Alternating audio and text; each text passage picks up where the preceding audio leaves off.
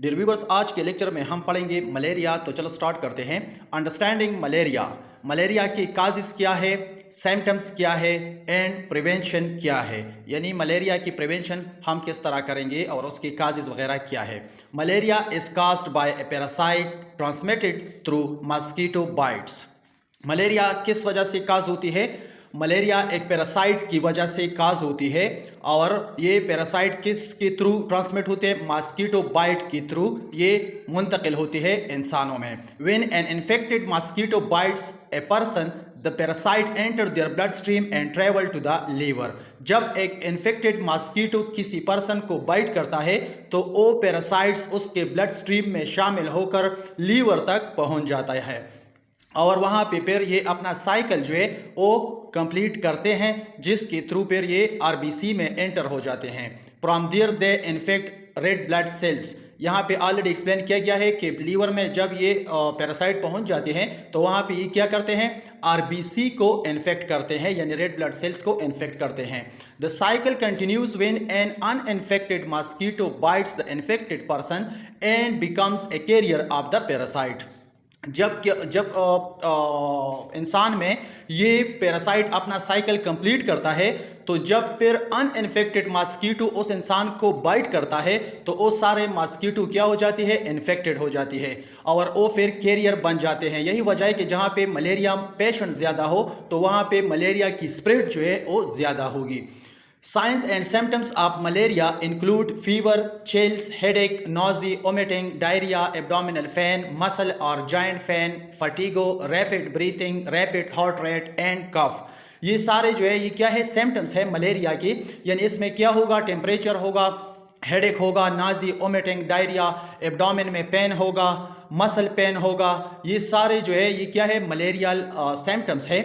Some people experience cycles of attacks with shivering, high fever, sweating and a return to normal temperature।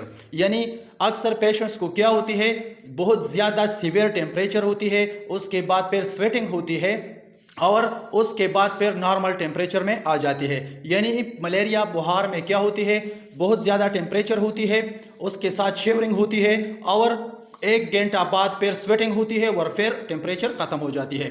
Symptoms typically appear within a few weeks after being bitten by an infected mosquito. जब किसी person को कोई infected mosquito bite करता है तो कुछ weeks बाद जो है ये साइन सिम्टम्स अपीयर हो जाती है, यानी जब वो अपना इंक्यूबेशन पीरियड कंप्लीट करके उसके बाद फिर वो साइन सिम्टम्स अपीयर होना शुरू हो जाती है। लिविंग इन और visiting areas where malaria is common is the greatest risk factor. अगर कोई बंदा कहीं पे ऐसी जगह पे रह रहा है या वहाँ पे विजिट कर रहा है जहाँ पे मलेरिया बहुत ज़्यादा कॉमन है तो ये एक ग्रेटेस्ट रिस्क है उस इंसान के लिए, यानी उसको मलेरिया हो सकता है। Other risk factors include young children, older adults, travelers from non-malarial areas, pregnant women and those with limited access to preventive measures and medical care। Other risk factors कौन से हैं? यानी young children, older adults, travellers from non malarial area, यानी ऐसी जगह से जाना जहाँ पे मलेरिया ना हो और ऐसी जगह पे जाना जहाँ पे मलेरिया बहुत ज़्यादा हो, तो ये सारे अदर रिस्क फैक्टर्स में आते हैं। To reduce malaria infections, preventive drugs and insecticides treated bed nets or distributed in high risk areas। यानी हम मलेरिया इन्फेक्शंस को अगर प्रिवेंट करते हैं या कम करना चाहते हैं उसको, तो उसके लिए क्या करना चाहिए? प्रिवेंटिव ड्रग्स इस्तेमाल करने चाहिए, साथ में इंसेक्टिसाइड्स ट्रीटेड बेड नेट्स इस्तेमाल करने चाहिए ऐसी जगह पे जहाँ पे मलेरिया बहुत ज़्यादा हो। The World Health Organization recommends a malaria vaccine for children in countries with high malaria cases। WHO क्या करते हैं? WHO यानी वर्ल्ड हेल्थ ऑर्गेनाइजेशंस ये रिकमेंड्स करते हैं कि जहाँ पे मलेरिया बहुत ज़्यादा है तो वहाँ पे जो चिल्ड्रंस होते हैं उनको मलेरिया वैक्सीन लगाने चाहिए। वैक्सीन के अलावा जितने भी प्रिवेंटिव मेजर्स है इसको साथ में अपनाना चाहिए, यानी इंसेक्टिसाइड्स, बेड्स वगैरह इसके इस्तेमाल करने चाहिए।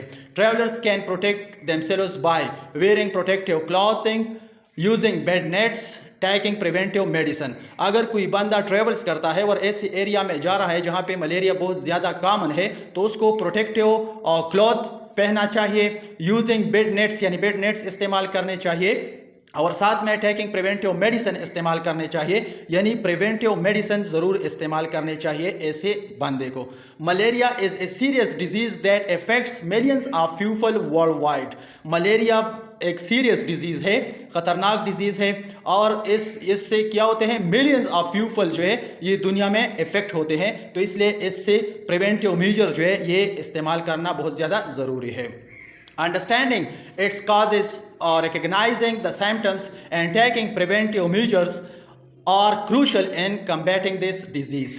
यानी अगर इस डिजीज़ के मुकाबले हम करना चाहते हैं तो इसके लिए इसके काजेस समझना चाहिए, इसके सिम्टम्स समझना चाहिए, और इसके जो प्रिवेंटिव मेजर्स है ये बहुत ज़्यादा ज़रूरी है मलेरिया को कंट्रोल करने के लिए।